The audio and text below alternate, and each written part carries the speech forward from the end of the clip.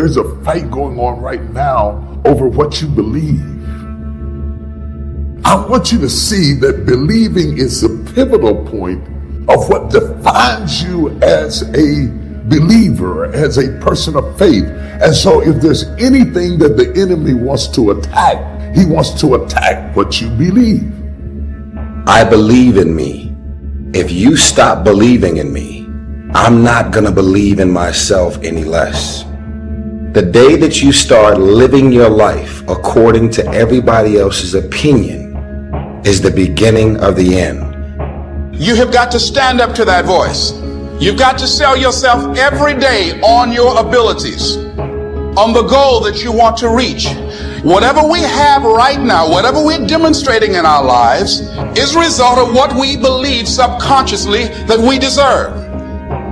Most of you guys don't actually know your self-worth. You're like a vulnerable little child. Everybody loves me this week, so I love me this week. I can tell y'all right now that it is not the car that I drive or the size of my house that defines my self-worth. You can learn all the techniques in the world. If you don't believe in yourself, it won't happen for you. I'm hot. I'm hot when you don't think I'm hot. I love me even if you stop loving me. That's the way I live my life. Most of y'all are on Twitter. You're desperate for likes. Some of y'all are social media. Feed my ego. Feed. Like me. Love yourself. Believe in yourself. Independent of the validation of the world. Telling yourself every day, here I go again, and I got what it takes. You can never lose faith. When you don't see no way how, you have to buckle down and keep believing. Decide that you're going to push yourself. Most people give up on themselves easily. You know the human spirit is powerful. To hold on in spite of everything, the power to endure. This is the winner's quality.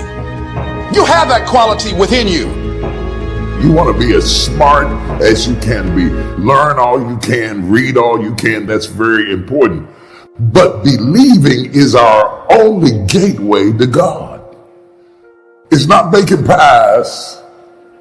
Believing is our only gateway to God. The enemy comes against what you believe and what you know about God. Most of the things you're worried about that the enemy is playing with, he doesn't need. Satan doesn't need your house. Satan doesn't need your car. The devil took my car. What are you going to do with it? He doesn't need your car. He needs you worried. He needs you upset. The enemy is after your mind. Because it is with the mind that we serve the Lord, then your mind has to be healthy. The original sin is really unbelief. So the enemy doesn't try to physically move them out of the garden. He tries to move them away from what they believe. Oh, you should eat of it because if you eat, you're going to be just like God. You will know as God knows. Like God is trying to stop you from doing something because God is intimidated by you. What utter stupidity. And yet he is attacking not their bodies. He is attacking their belief system. Now he might attack your body, but he's only attacking your body to break down your belief system. God has fixed it that we all must become like children and have childlike faith and dare to believe him. Have faith like a child. Adults are too skeptical. The master teacher said, unless you can become like little children, you might as well forget it. You don't have a prayer. You got to be like children. And while knowing is important, you don't want to lean to your own understanding because what you know is always evolving. Ideas are always changing. Your belief system has to be built on something that's solid and something that's true. Your belief system has to be built on God, not church, not preachers. Your faith has to be built on something that's solid as a rock. This is not about emotions. How many of you have had somebody promise you, I ain't gonna never do it no more? I promise you I'm never gonna do it no more. And went right back and did it again. They might have even felt those emotions, but they didn't change their... So somebody shout, I am a believer. And stop trying to keep up with the culture. The culture will send you to hell. I'm not trying to be relevant to the culture. I'm trying to be relevant to the kingdom. Because the culture can do anything. The culture can change its mind about everything. Stop it, stop it. Stop trying to always impress the culture. It is not your job to try to imitate the world. It is their job to be influenced by you. Come on, somebody. God wants you to believe him. To believe him is to embrace God's integrity, not my integrity. There's a lot of compromise in our society. People that think nothing about being dishonest, not keeping their word, they wonder why they can't get ahead. It's because they don't have integrity. You can have talent, determination, but without integrity, you won't reach your highest potential. When you have integrity, you don't take supplies from the office to bring home to use. You don't spend half the day making personal phone calls at the office. If you'll do the right thing, God will make it up to you. Many things we face are simply tests. God is seeing, are we ready to go higher? Do you call in sick to work so you can take the day off and go shopping? Don't be surprised if you can't find anything at the store, traffic's backed up. Maybe it's because there's no blessing on it. Don't complain when your child doesn't tell the truth. We're leading by example. If they see us compromising, they're going to do the same thing. Be honest. Be a person of your word. Your reputation is one of the most valuable things you have. You can have great wealth and be looked down on, but when you're a person of integrity, when people look at you and think, I can trust them, they're honest, they don't talk to me one way and then talk to my friends behind my back another way, they're consistent. When you stay on the high road, that will take you much further than being dishonest, trying to gain an unfair advantage. You may gain with people, but what if you lose with God?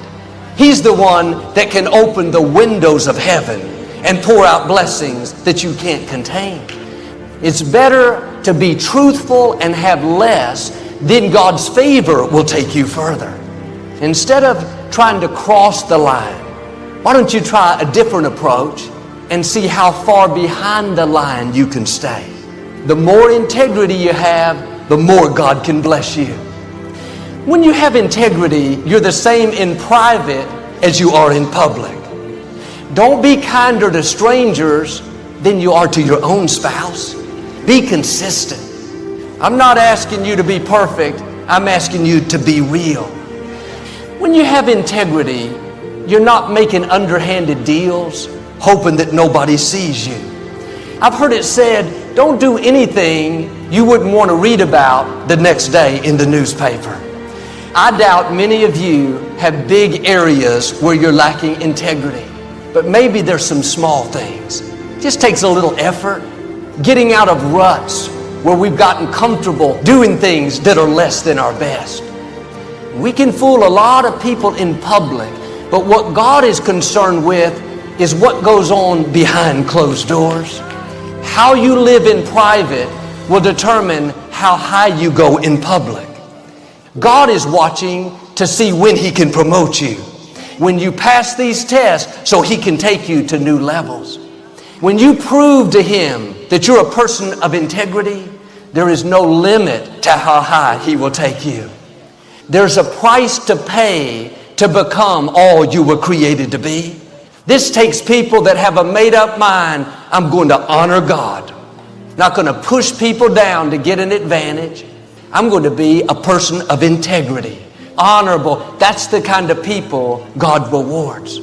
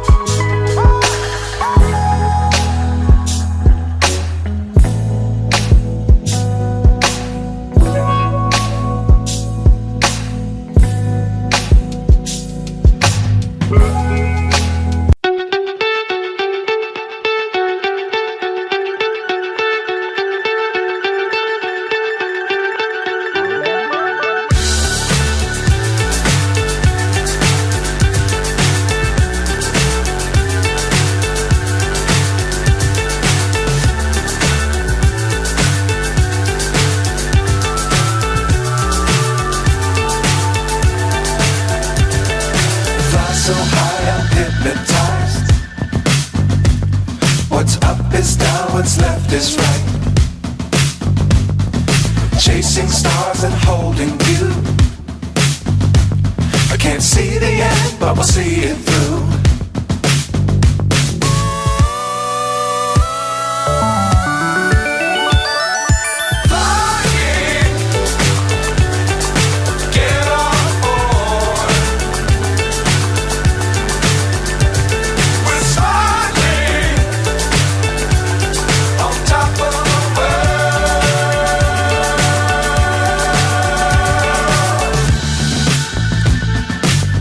Times don't fly too high.